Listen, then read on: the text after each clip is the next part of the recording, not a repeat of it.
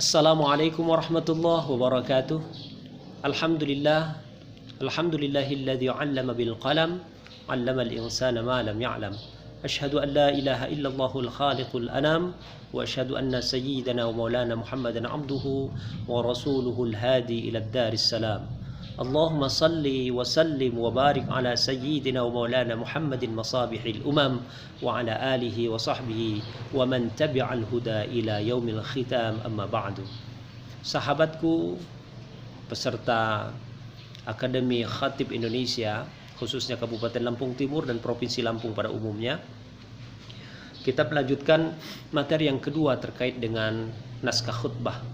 Tetapi sebelum itu, prolog yang saya sampaikan ketika kita menyampaikan metode khatib atau metode khutbah adalah bahwa ada 3 poin penting yang tidak bisa dilepaskan oleh seorang khatib ketika dia ingin serius menjalani profesi khatib ini, menjadi khatib yang bagus, menjadi khatib yang berkualitas, menjadi khatib yang selalu didamba-dambakan oleh para jamaahnya. Yang pertama apa? Yang pertama tentu saja khatib ini memahami situasi dan kondisi jamaahnya. Tentu saja ini berimbas kepada dia ingin terus mengasah hazanah keilmuan dia. Dia ingin mengasah, meningkatkan kapasitas intelektual dia. Dia ingin memberikan kontribusi bermaknanya bagi jamaahnya. Dengan cara apa? Meningkatkan, membuka diri tentang pengetahuan-pengetahuan, bukan hanya ilmu agamanya, tetapi juga kearifan lokal, tetapi juga kehidupan sosial yang ada di masyarakatnya. Yang kedua, setelah itu semua dia jalankan, dia harus membuat teks khutbah atau naskah khutbah. Tetapi sebelum itu kita ingin gambarkan sedikit bahwa khutbah yang dilakukan oleh khatib itu setidaknya ada 3 metode yang bisa diterapkan. Yang pertama, metode khutbah tanpa teks murni.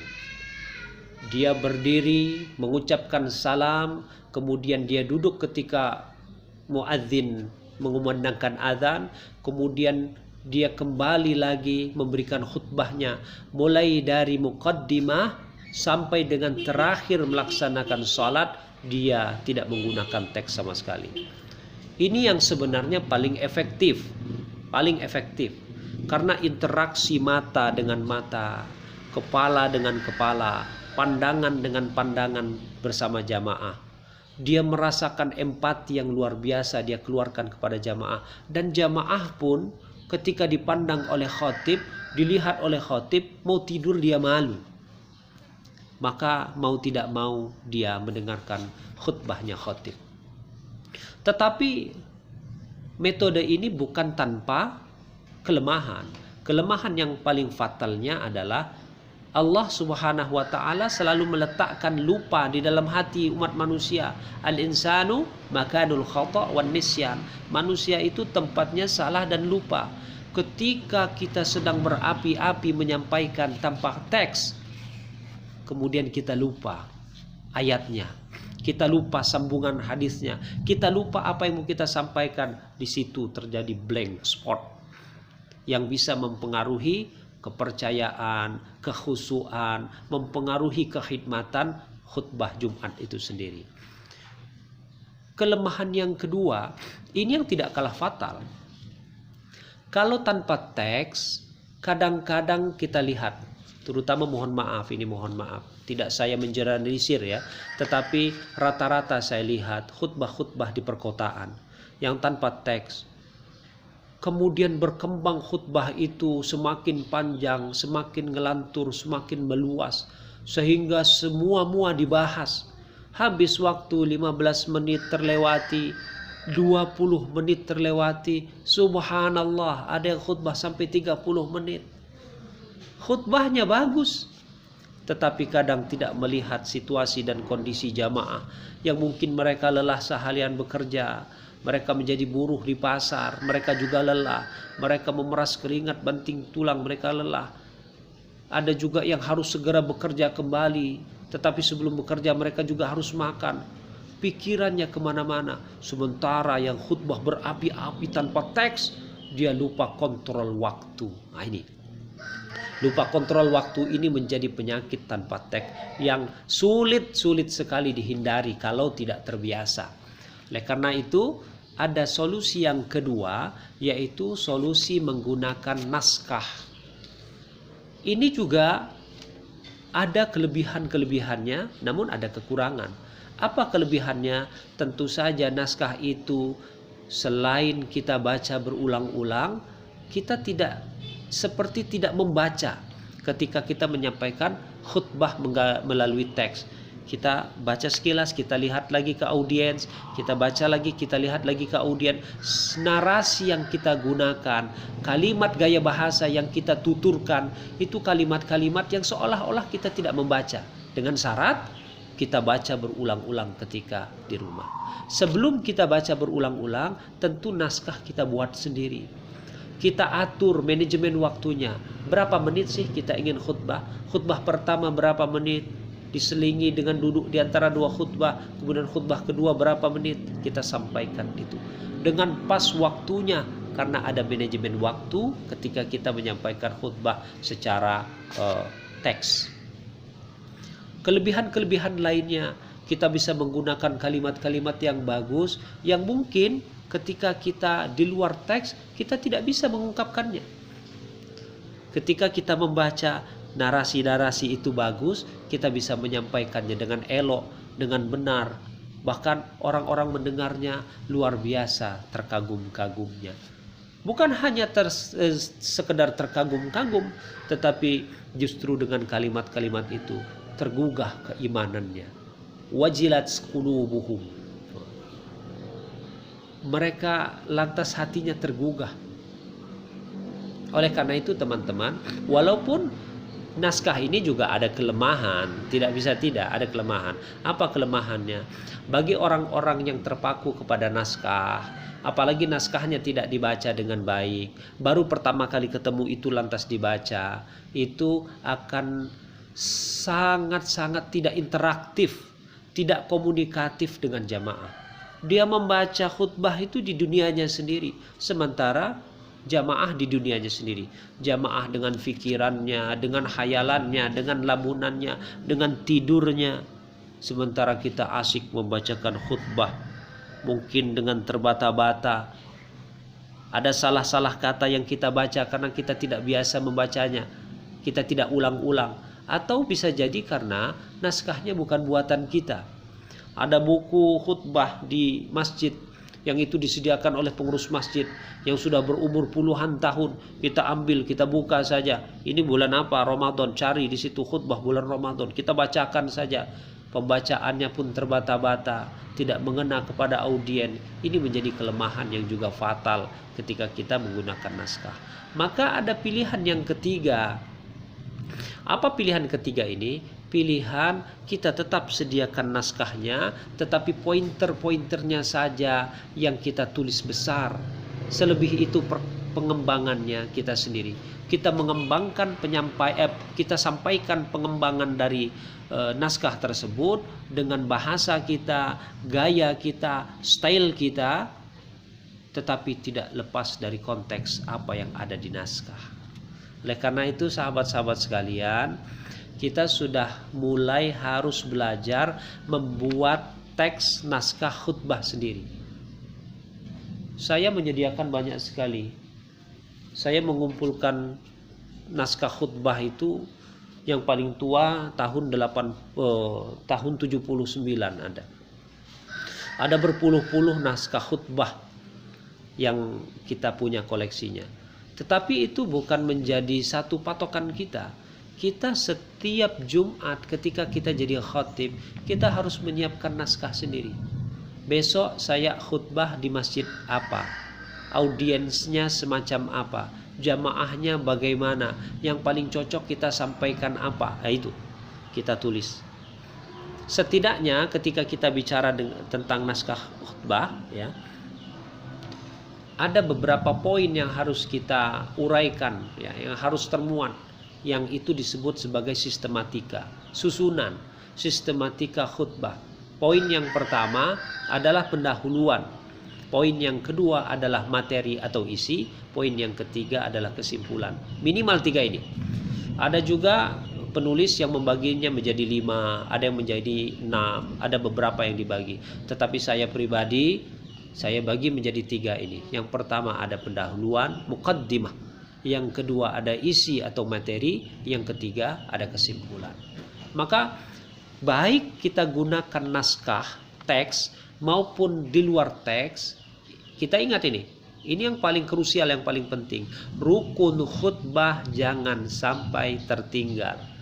Satu saja rukun khutbah tertinggal, berapi-api kita menyampaikan khutbah. Sebagus apapun narasi yang kita gunakan, materi yang kita sampaikan itu materi yang berkualitas, menjadi tidak ada harganya sama sekali, nol di mata Allah Subhanahu wa taala, karena rukun khutbahnya tertinggal.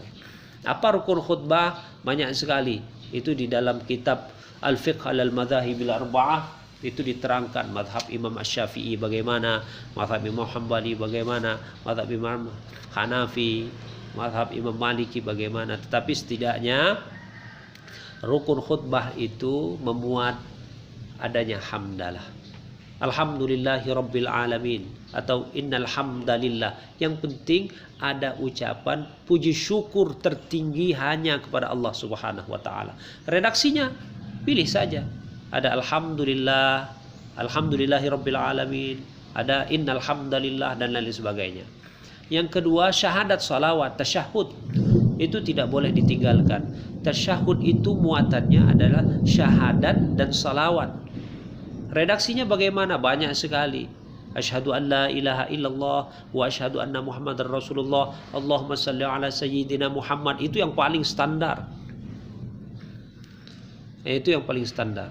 Ada juga nahmaduhu wa nasta'inuhu wa nastaghfiruhu wa na'udzu billahi min syururi anfusina wa sayyiati a'malina. Asyhadu an la ilaha illallah wa asyhadu anna Muhammadar Rasulullah. Allahumma shalli ala sayyidina Muhammad wa ala ali sayyidina Muhammad dan sebagainya. Banyak sekali ya. Banyak sekali. Ada syahadat, ada salawat. Kemudian dibacakan di situ wasiat takwa. Jangan sampai tertinggal wasiat takwa. Kemudian di dalam khutbah pertama maupun kedua dibacakan ayat-ayat suci Al-Quran. Ada khutbah mulai dari awal sampai dengan aqimis shalah, berapi-api dia sampaikan. Dia tidak mengutip satupun ayat Al-Quran. Bahkan ya ayyuhalladzina amanu taqullaha haqqa tuqatih wa la tamutunna illa wa antum muslimun, dia lupa sampaikan. Maka apa? Sia-sia khutbah itu, nol. Na'udzubillah, tsumma na'udzubillah. Maka khatib, apalagi jebolan dari akhi, rukun khutbah jangan sampai ada yang tertinggal. Dan diakhiri doa di dalam khutbah yang kedua. Bebas doanya apa saja, tetapi yang jelas bukan doa keburukan, doa kebaikan dunia dan akhirat. Bukan hanya untuk kita, tetapi doa ini yang paling penting adalah lil muslimin wal muslimat wal mu'minin wal mu'minat. Itu redaksinya silahkan, banyak sekali yang di dalam kitab-kitab. Maka itu mukaddimah ya, mukaddimahnya. Kemudian di luar mukaddimah kita masuk kepada konten, kepada isi materi. Nah, isi materi inilah yang paling kita sempurnakan untuk kita sampaikan. Jangan sampai materi kita materi yang tidak up to date, materinya jadul, materinya itu yang kita sampaikan justru bukan membangkitkan gairah orang untuk beribadah, tetapi membangkitkan amarah, membangkitkan iri dengki, membangkitkan kebencian orang lain, baik kepada negara, kepada pemerintahan, kepada orang lain. Itu justru semakin menjauhkan fungsi dakwah khutbah yang efektif. Nah, itu ya, semakin menjauhkan fungsi dakwah khutbah yang efektif. Teman-teman sekalian, sahabat akhi yang dimuliakan Allah Subhanahu wa taala, yang terakhir itu kita masuk ke dalam kesimpulan. Setelah materi kita tulis dengan rapi, kita lihat yang kita kutip ayat Al-Qur'annya apa, hadisnya apa. Syukur-syukur nanti ayat Al-Qur'an ini ada tafsirnya. Siapa tafsir mufassir yang kita gunakan untuk menafsirkan ini? Apakah hanya sekedar tafsir Marah Labid, ya, Syekh Nawawi Al-Bantani, atau lebih tinggi lagi. Ini bukan masalah derajat, tetapi masalah keberadaan kitabnya saja. Ya, tinggal kita pilih tafsir-tafsir yang kita gunakan di dalam kita menafsirkan ayat-ayat yang kita sampaikan. Tentu inti semua harus disandingkan dengan kehidupan nyata saat ini. Bagaimana ayat ini memberikan kontribusi kepada kehidupan sosial yang ada sekarang ini. Realita lapangan ini kita potret, kita gunakan ayat-ayat Al-Quran untuk memberikan pedoman petunjuknya. Itu yang dilakukan oleh Rasulullah Sallallahu Alaihi Wasallam. Di dalam kesimpulan yang terakhir adalah bahwa seluruh uraian rangkaian kalimat yang kita gunakan tadi kita simpulkan menjadi satu atau maksimal 2 kalimat. Yang saya ingatkan lagi, kalimat-kalimat ini pendekatannya persuasi, pendekatannya mengajak, bukan menggurui, bukan menghardik, bukan pendekatan-pendekatan yang membuat orang lain sakit hati. Jadi topik cukup satu, di dalam materi yang segitu banyaknya, topiknya cukup satu, agar jamaah tidak bingung, ini yang dibahas apa sih, terlalu banyak begitu. Tetapi fokuskan satu. Kalau kita mau membahas sholat itu terlalu luas, apanya? Oh, kewajiban salat, maka 1-2 ayat yang berkaitan dengan kewajiban salat, 1-2 hadis yang berbicara tentang kewajiban salat, kemudian kita tekankan di dalam kesimpulan, kita sudahi, dan di dalam narasi kesimpulan kita berdoa kepada Allah Subhanahu wa taala. Mudah-mudahan jamaah yang hadir ini, saudara-saudara kita yang tidak sempat hadir di dalam Jumatan ini, famili kita, anak istri kita, handai taulan kita, diberikan kekuatan oleh Allah Subhanahu wa taala untuk istiqomah di dalam menjalankan ibadah salat ini. Umpamanya begitu dan lain-lain sebagainya. Demikian, terima kasih. Terlalu singkat pemaparan ini, tetapi sesungguhnya saudara-saudara, teman-teman bisa dalami lebih lanjut lagi. Terima kasih. Wallahul muwaffiq ila aqwamit thoriq. Wassalamualaikum warahmatullahi wabarakatuh.